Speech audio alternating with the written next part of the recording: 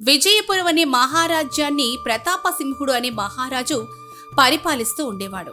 ఆయన చాలా పరాక్రమవంతుడు, ప్రజల పట్ల ఎంతో దయ కలిగినవాడు. ఆ రాజ్యంలో ధర్మయ్య అనే ఎంతో అనుభవజ్ఞుడైన మంత్రి, మార్తాండు అనే గర్వాంధుడైన సేనాధిపతి ఉండేవారు. ఆ రాజ్యం చుట్టూ దట్టమైన అడవి ఉండేది.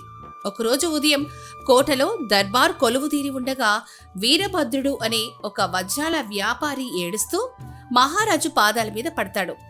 మహారాజా, నన్ను కాపాడండి. నా ప్రాణం పోయినంత పనయ్యింది మహారాజా. మీ పుట్టినరోజు వేడుకల కోసం పొరుగు రాజ్యం నుండి నేను అత్యంత అరుదైన వజ్రాలతో చేసిన ఒక కిరీటాన్ని, ఎన్నో పట్టు వస్త్రాలను బండ్ల మీద తీసుకువస్తున్నాను.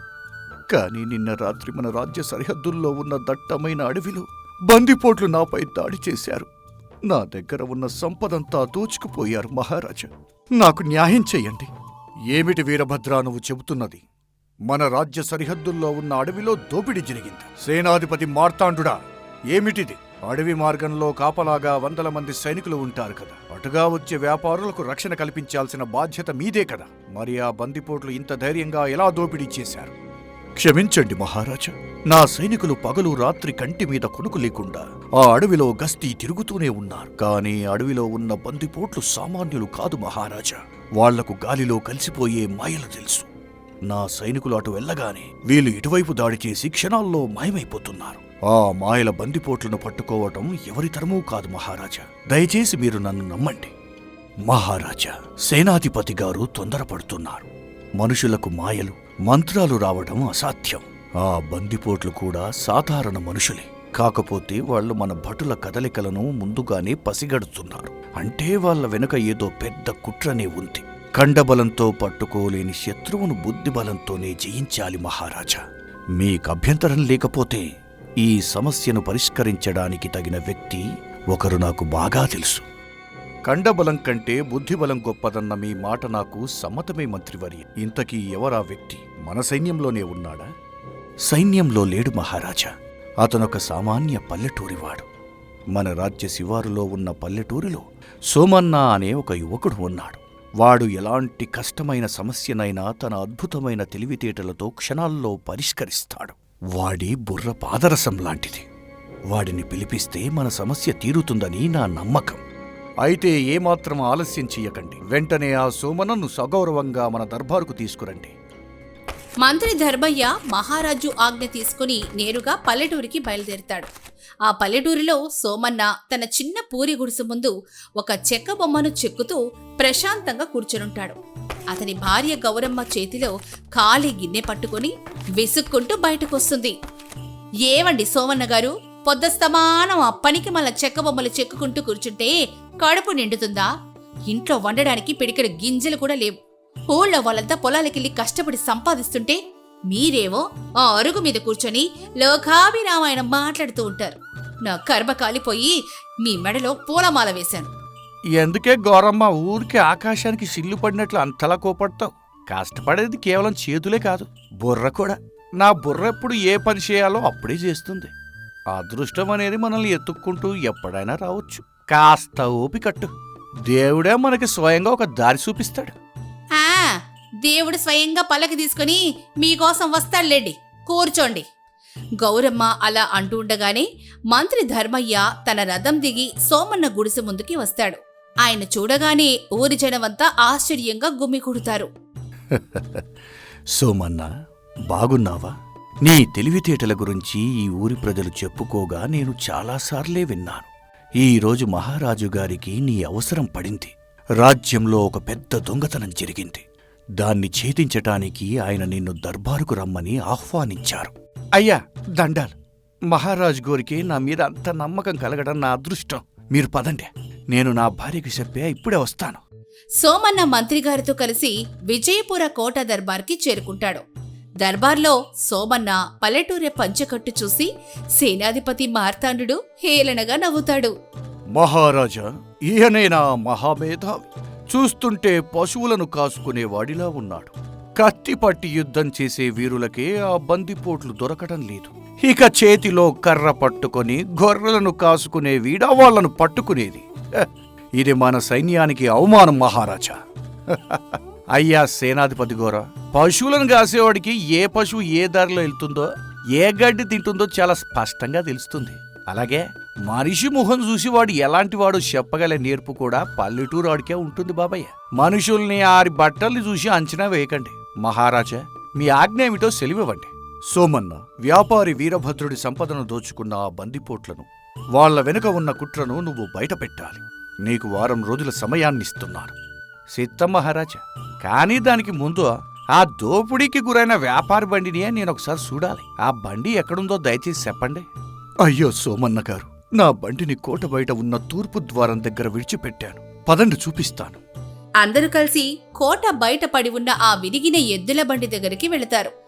సోమన్న చాలా నిశితంగా నేల మీద ఉన్న గుర్తుల్ని గమనిస్తాడు. ఆహా, ఈ బందిపోట్లాడిన గుర్రాల కాళ్లకు ఉన్న ఇనుప నాడాలు మామూలువి కావు. ఇవి మన రాజ్యపు అశ్వాలలో మాత్రమే తయారు చేసే అత్యంత ఖరీదైన నాడాలు. అంటే అడవిలో ఉన్న బందిపోట్లకు మన కోటలోని గుర్రాలు ఎలా వెళ్ళాయి? ఖచ్చితంగా కోటలో ఉన్న ఏ పెద్ద అధికారికో ఈ దోపిడీ ముఠాతో సంబంధం ఉంది. అది నేను నిరూపించాలి. మహారాజా, దొంగలెవరో నాకు ఒక అంచనాకు వచ్చింది. ఈ రోజు రాత్రి నేను ఒంటరిగా అడవిలోకి వెళ్తాను. నాకు పెద్ద రథం, అందులో 4 బరువైన పెట్టెలు, వాటిపైన పట్టు వస్త్రాలు గప్పి ఇవ్వండి. నేను వెళ్ళి వాళ్ళని పట్టుకుని వస్తాను. చూశారా మహారాజా, వీడి పిచ్చితనం. ప్రాణాలతో వాళ్ళ నోట్లకి వెళతానంటున్నాడు. నీ ఇష్టం సోమన్న, నువ్వు అడిగినట్లే అన్నీ సిద్ధం చేస్తాను. జాగ్రత్త. ఆ రోజు రాత్రి కారు చీకటి. సోమన్న 2 ఎద్దులు కట్టిన రథంలో వెనక 2 పెట్టెలు పెట్టుకుని అడవి మార్గంలో ప్రయాణిస్తూ అకస్మాత్తుగా చేతుల్లో కత్తులు పట్టుకుని బందిపోట్లు అరుచుకుంటూ వచ్చి రథాన్ని చుట్టుముడతారు. వారి నాయకుడు బందిపోటు భైరవుడు గట్టిగా అరుస్తాడు. ఏయ్, ఆగండ్రా! అక్కడ చూస్తుంటే రాజుగారి ఖజానా నుండి పెద్ద సరుకే వస్తున్నట్టుంది. మర్యాదగా ఆ బండిని ఇక్కడ వదిలేసి మీ ప్రాణాలు దక్కించుకొని పారిపోండే, లేదంటే తలలు నరికేస్తారా? అయ్యా, బందిపోటు దొరగారు, ఆ పెట్టెల్లో మహారాజు గారి అపురూపమైన సంపద ఉందండి. మీ ఇష్టం వచ్చినట్లు తీసుకోండి, కానీ నా పానాలు మాత్రం తీయకండి దయామయ్యా. ఒరే పిరికి పంద, నీ ప్రాణాలు తీసేంత సమయం నాకు లేదురా, పారిపో. సోమన్న అక్కడి నుంచి భయంతో పారిపోతున్నట్లుగా నటిస్తూ చీకట్లోకి వెళ్లి ఒక చెట్టు వెనక దాక్కుంటాడు. బందిపోట్లు ఆ పెట్టెల్ని తీసుకొని అడవి లోపలికి వెళ్ళిపోతారు. కాని సోమన్న ముందుగానే ఆ రథం అడుగు భాగంలో ఒక పెద్ద సంచి నిండా తెల్లటి సున్నం పొడి వేసి దానికి చిన్న చిల్లు పెట్టాడు. బండి కదులుతున్న కొద్దీ ఆ సున్నం పొడి నేల మీద ఒక తెల్లటి గీతలా పడుతూ ఉంటుంది. వెళ్ళంట్రా వెర్రి ఏదో అల్లారా, ఈ సున్నం దారి పట్టుకుని మీ స్థావరాన్ని నేను సులభంగా కనుక్కుంటాను. అడవిలో దారి తప్పకుండా ఉండటానికి వాడే పాత ఉపాయం ఇదే. ఆ తెల్లటి సున్నం గీతను అనుసరిస్తూ సోమన్న అడవి మధ్యలో ఉన్న ఒక పెద్ద గుహ దగ్గరికి చేరుకుంటాడు. గుహ బయట బందిపోట్లు కాపలా ఉంటారు. సోమన్న ఒక బండరాయి వెనక దాక్కొని గుహ లోపలికి తొంగి చూస్తాడు. లోపల బందిపోటు భైరవుడితో పాటు ఒక ముసుగేసుకున్న వ్యక్తి నిలబడి మాట్లాడుకుంటూ ఉంటాడు. ఆ ముసుగు వ్యక్తి మరెవరూ కాదు, కోట సేనాధిపతి మార్తాండుడే. ఏంట్రా భైరవ, ఒక మామూలు పల్లెటూరి వాడి చేతిలో ఉన్న బండిని తెచ్చినందుకు ఇంతగా సంబరపడుతున్నావు? వాడు మహా తెలివైన వాడు అని రాజుగారు పంపించారు. వాడిని ఎందుకు బతికి వదిలేశావు? ఆడొక పిరికియాదో సేనాధిపతి గారు, కత్తి చూడగానే పారిపోయినాడా? నేను చెప్పిన సమయానికి దోచుకొని ఆ సంపదలో సగం వాటా మీకు పంపుతున్నాను కదా, ఇంకెన్నాళ్ళు ఈ ముసుగు వేసుకొని నాతో రహస్యంగా కలుస్తారో? ఈ దోపిడీలు ఇంకొన్ని రోజులే భైరవ. నా ఇంట్లో గుట్టలు గుట్టలుగా పెరిగిపోయిన ఆ బంగారాన్ని పక్క రాజ్యానికి తరలించి నేను కూడా అటే వెళ్ళిపోతాను. సరే, నేను కోటకిక బయలుదేరుతాను. ఈ రోజు దోచుకున్నది రేపు నాకు పంపించు. వారి సంభాషణ అంతా విన్న సోమన్న జాగ్రత్తగా కోటకు తిరిగొస్తాడు. మరుసటి రోజు ఉదయం దర్బార్ సభలో అందరూ సమావేశమై ఉంటారు. సోమన్న వట్టి చేతులతో రావడాన్ని చూసి సేనాధిపతి గర్వంగా ముందుకొస్తాడు. చూశారా మహారాజా, వీడికి ఆ బందిపోట్లను పట్టుకునే సత్తా లేదని నేను చెప్పానా లేదా? వీడి మాటలు నమ్మి మీరు మన ఖజానాను వృధా చేశారు మహారాజా. వీడిని వెంటనే కారాగారంలో బంధించండి. కొంచెం ఓపికట్టండి సేనాధిపతి గారు, నేను పారిపోయి రాలేదండి. నా పన్నాగం ఫలించే అసలు దొంగ ఎవరో పసిగట్టొచ్చాను. నిజంగానా సోమన్న? ఎవరా దొంగ? వాడెక్కడ ఉన్నాడు? మహారాజా, ఆ బందిపోట్లు అడవిలో ఉన్నమాట నిజమే. కాని ఆ బందిపోట్లకు మన కోటలోని రహస్యాలు చెబుతూ వారి దగ్గర వాటాలు తీసుకుంటున్న అసలైన పెద్ద దొంగ అడవిలో లేడు మహారాజా. వాడిక్కడే ఈ సభలోనే మన కళ్ళెదుటే ఉన్నాడు. సోమన్న, సభలో ఉన్నవారంతా రాజుగారికి అత్యంత నమ్మకస్తులు కదా. నీకు వాడెవడో తెలిస్తే వెంటనే వాడి పేరు చెప్పేసి. నేను పేరు చెబితే వాడు ఒప్పుకోడు కదా మంత్రివర్య. మహారాజా, దయచేసి నాకు ఒక పెద్ద చెక్క పెట్టను, పైభాగంలో కేవలం ఒక చెయ్యి మాత్రమే పట్టేంత చిన్న రంధ్రం ఉన్న పెట్టను తెప్పించండి. చెక్క పెట్టను దొంగను పట్టుకోవడానికి పెట్టెతో పనేమిటి? మహారాజా, ఆ దొంగను పట్టుకోవడానికి ఒక ముని నాకొక సత్యశీలను ఇచ్చాడండి. ఆ రాయిని నా చెక్క పెట్టె లోపల ఉంచుతాను. సభలో ఉన్న అధికారులంతా ఒక్కొక్కరిగా రంధ్రం గుండా తమ చేతిని లోపలికి దూర్చి ఆ రాయిని తాకి రావాలి. తప్పు చేయనోళ్ళు ఆ రాయిని తాకితే ఏమీ కాదు. కాని దొంగ గనక ఆ రాయిని తాకితే అది వాడి చేతిని గట్టిగా పట్టుకుంటుంది. సత్యశీలనా? నేను ఎంతమాత్రం ఆ రాయిని తాకకూడదు.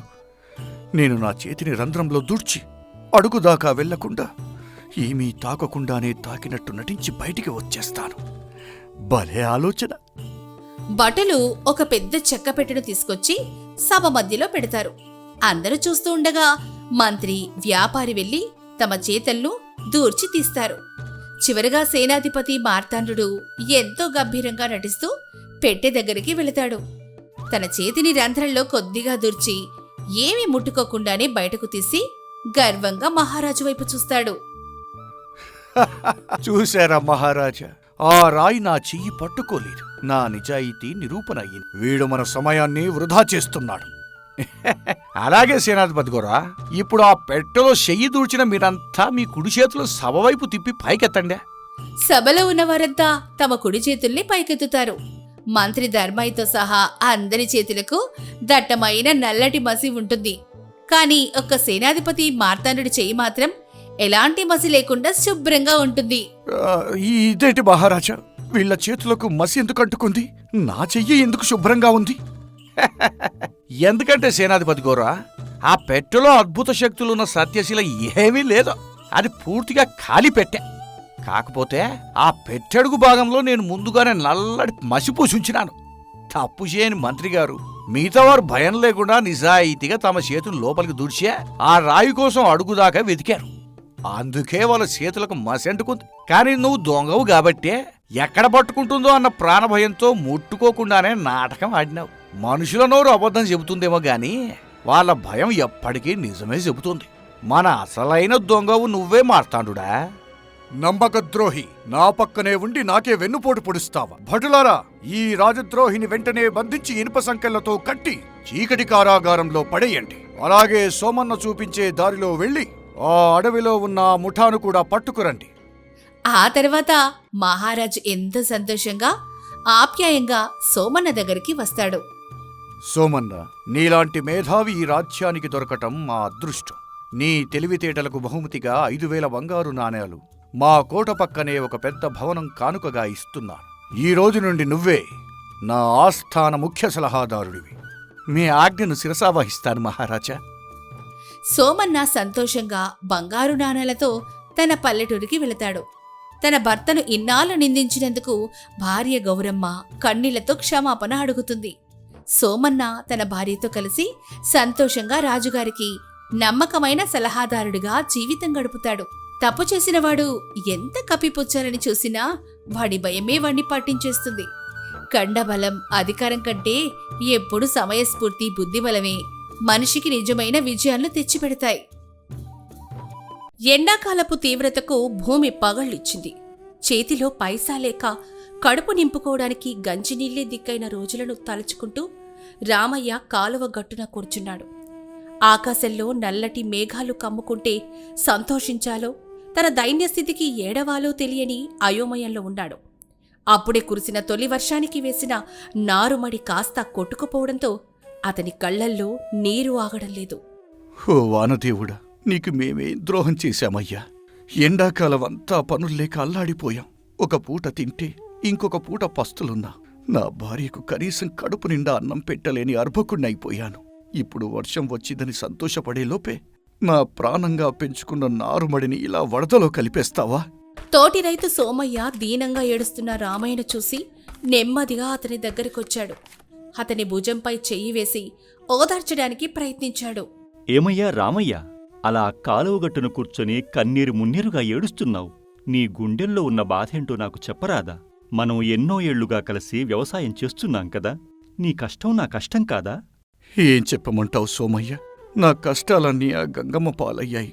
ఎంతో అప్పు చేసి తెచ్చిన విత్తనాలతో వేసిన వేరు మొత్తం ఈ ఉదయపు వర్షానికి కొట్టుకుపోయింది. నా సంసారమిక ఎలా సాగాలో ఆ పరమేశ్వరుడికే తెలియాలి. బాధపడకు రామయ్య, ప్రకృతి మన చేతుల్లో లేదు కదా. మనలాంటి పేదరైతులకు ఈ కష్టాలు కొత్తేమీ కాదు. ధైర్యం తెచ్చుకుని ఇంటికి వెళ్ళు. నీ భార్య నీకోసం ఎదురుచూస్తూ ఉంటుంది. మనం రేపు ఉదయాన్నే మళ్ళీ ఏదో ఒక మార్గం వెతుకుదాం. అవును సోమయ్య, కాని ఆ గుడిసెలోకి వెళ్లే ఆమె మొహం ఎలా చూడాలో అర్థం కావటం లేదు. తెల్లవారితే తిండికి గింజలు కూడా లేవు. ఆమె ఆకలిని ఎలా తీర్చాలి? అయినా తప్పదు కదా, నేను ఇంటికి బయలుదేరుతాను.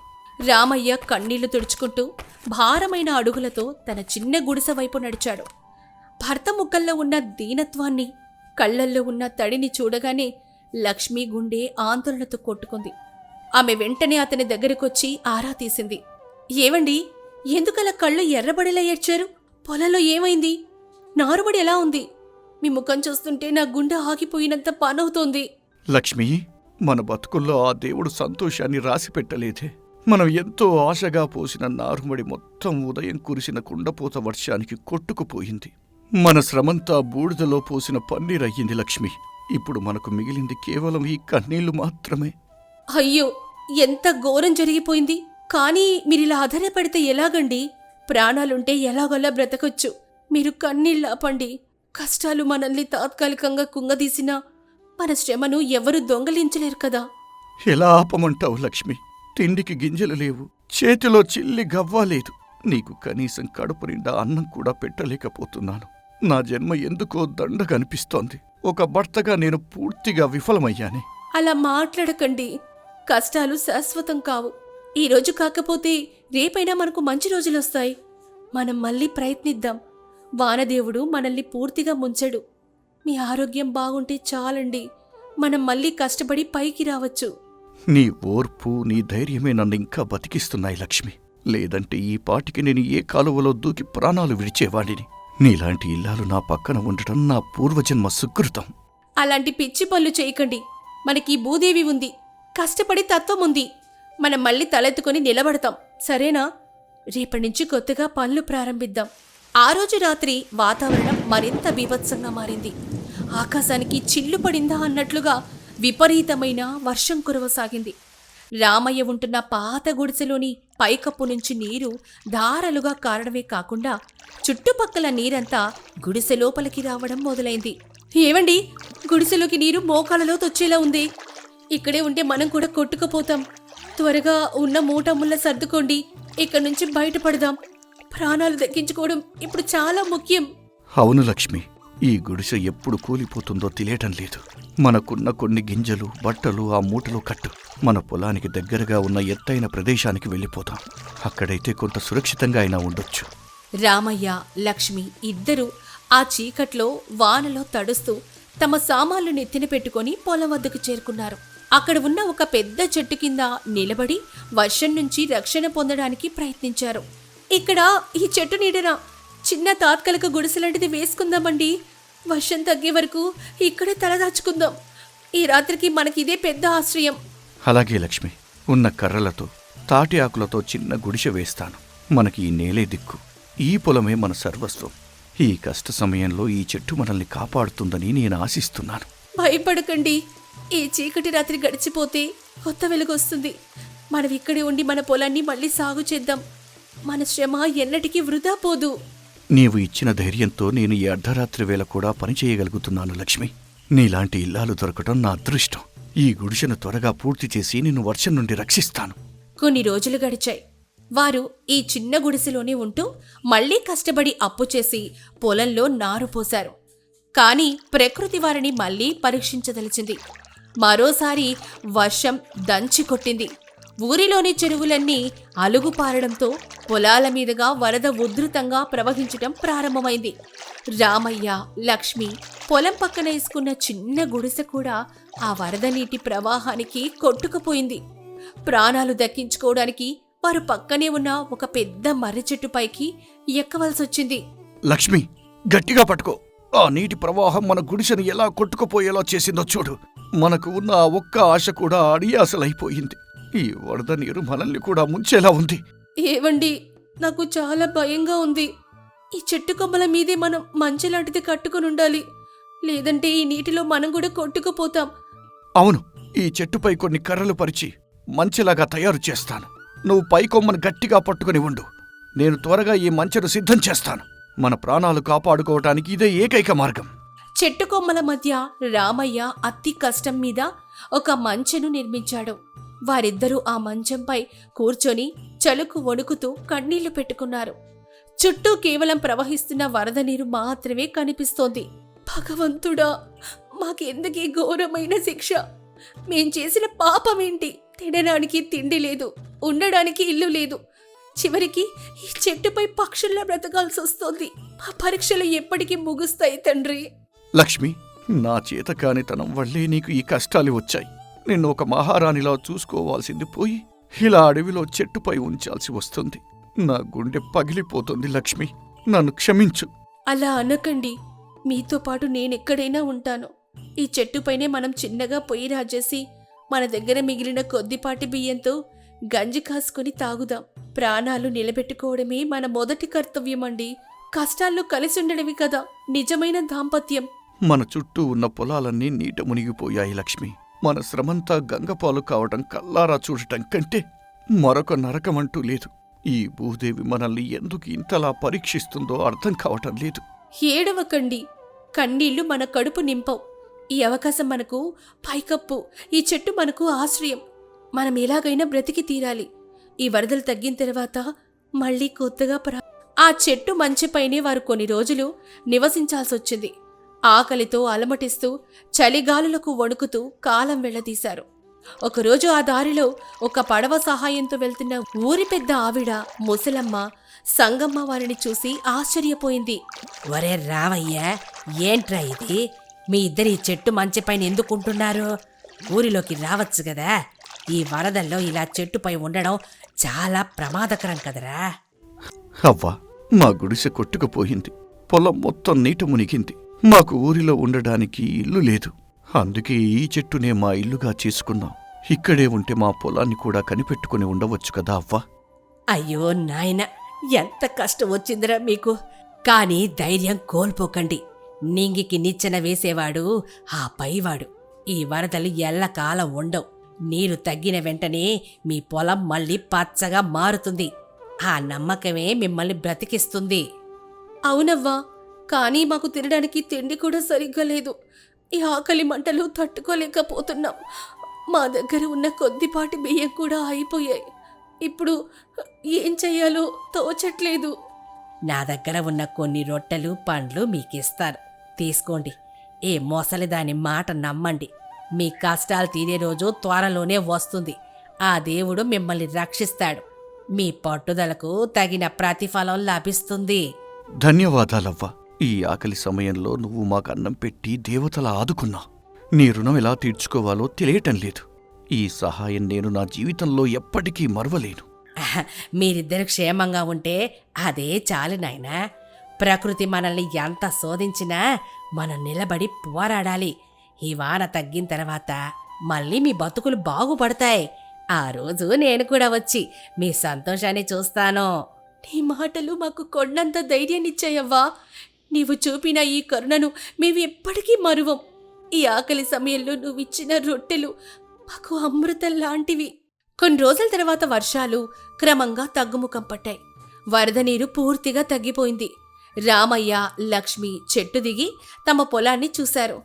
ఆశ్చర్యకరంగా వరద నీరు తెచ్చిన సారవంతమైన ఒండ్రు మట్టి వల్ల వారు వేసిన పంట మునుపెన్నడూ లేనంత పచ్చగా, ఏపుగా పెరిగి కనువిందు చేస్తోంది. లక్ష్మి, చూశావా మనం పొలం ఎంత అద్భుతంగా పండిందో? ఆ వానదేవుడు మనల్ని ముంచిన చివరికి మన పంటను బంగారంగా మార్చి ఇచ్చాడు. ఈ పచ్చటి పంటను చూస్తుంటే నా కళ్లల్లో నీళ్లు తిరుగుతున్నాయి. అవునండి, నా కళ్ళల్లో ఆనంద బాష్పాలొస్తున్నాయి. మన కష్టాలన్నీ ఈ పంటతో తీరిపోతాయి. మనం పడిన శ్రమ, ఆ చెట్టుపై చేసిన ఉపవాసాలు వృధా పోలేదు. పొలం పక్కన వెళ్తున్న తోటి రైతులు రంగయ్య, సోమయ్య వారి పొలాన్ని చూసి అబ్బురపడ్డారు. ఇంత గొప్పగా పంట పండడం వారు ఆ ఊరిలో ఎప్పుడూ చూడలేదు.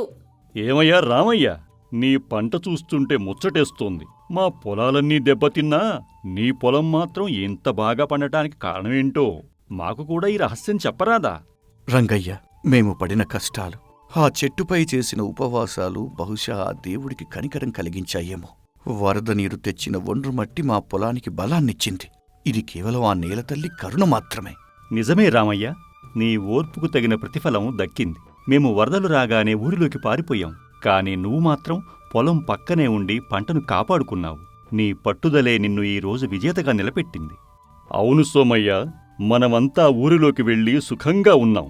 కాని రామయ్య దంపతులు మాత్రం ప్రాణాలకు తెగించి ఇక్కడే ఉండి పంటను రక్షించుకున్నారు. వీరి కష్టం చూసైనా భగవంతుడు కరుణించాడు. వీరు నిజమైన దంపతులు. రంగయ్య, సోమయ్య, మీ అందరి ఆశీస్సుల వల్లే ఇది సాధ్యమయ్యింది. కష్టకాలం మనమంతా ఒకరికొకరు తోడుగా ఉండాలి కదా.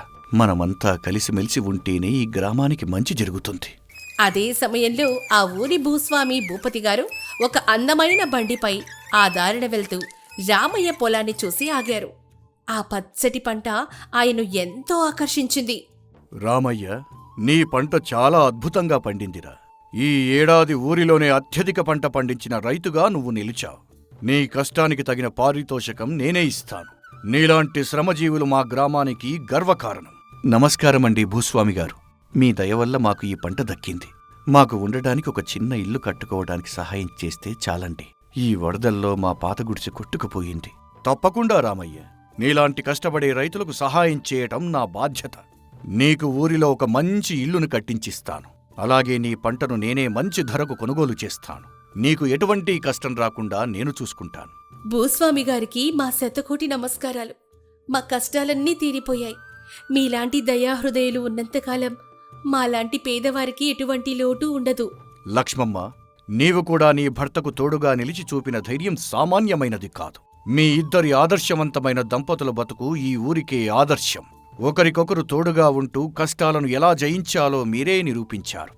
చూసారా భూస్వామి గారు, నేను ముందే చెప్పాను, కష్టపడి గుణం ఉన్నవారిని ఆ భగవంతుడు ఎన్నటికీ వదిలెట్టడు. రామయ్య దంపతులు పడ్డ కష్టం ఈరోజు పండింది. మీరు పడిన ఇబ్బందులు నా కళ్ళారా చూశాను. అవునా అవ్వ, నీవు ఆ రోజు మాకు చెప్పిన ధైర్యవచనాలే మమ్మల్ని ఈరోజు ఈ స్థాయిలో నిలబెట్టాయి. ఆ ఆకలి సమయంలో నువ్వు ఇచ్చిన రొట్టెలు మాకు ప్రాణదానం చేశాయవ్వా. అవును రామయ్య, నీవు నిజమైన రైతువి. ఏ కష్టం వచ్చినా భూమిని నమ్ముకున్నవాడు ఎప్పటికీ నశించిపోడని నిరూపించావు. నీ విజయప్రయాణం మా అందరికీ ఎంతో స్ఫూర్తినిస్తోంది.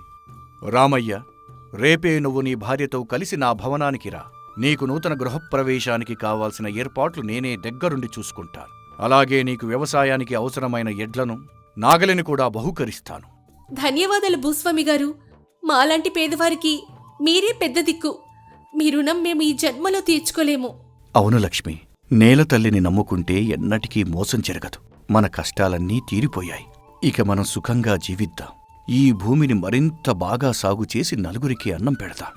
నాయనా రామయ్య, ఈ సంతోషాన్ని ఇలాగే నిలుపుకో.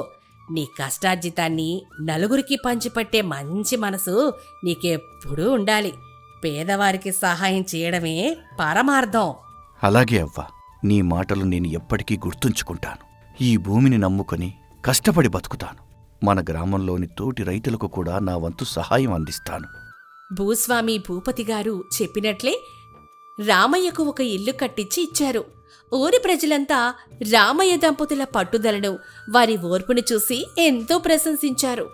వారు ఆ తర్వాత కాలంలో ఎంతో సంతోషంగా జీవించారు.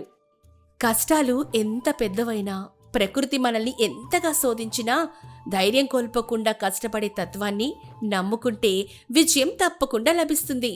ఓర్పు పట్టుదల ఉన్నవారిని భగవంతుడు ఏదో ఒక రూపంలో తప్పక ఆదుకుంటాడు. నిరంతరం శ్రమించే గుణం ఉన్నవారికి కష్టాలెదురైనా చివరికి సంతోషకరమైన జీవితం లభిస్తుంది.